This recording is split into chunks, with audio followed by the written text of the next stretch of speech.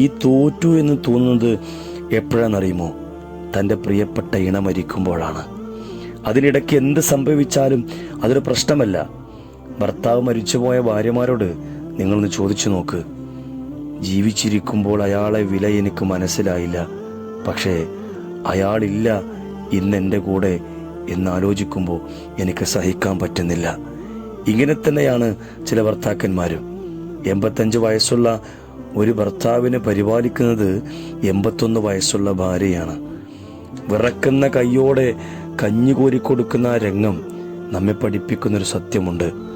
ആയ കാലത്ത് സ്നേഹിച്ച സ്നേഹം ആവാത്ത കാലത്ത് തിരിച്ചു കൊടുക്കുമ്പോഴാണ് ആ ജീവിതം മനോഹരമാകുന്നത്.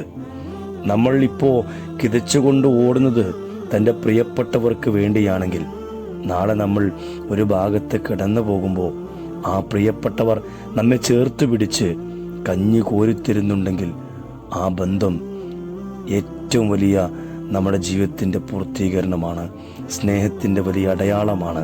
അതുകൊണ്ട് എല്ലാം മറന്ന് എല്ലാ കുറവുകളും മാറ്റിവെച്ച് മനസ്സറിഞ്ഞ് നമ്മൾ സ്നേഹിക്കുക.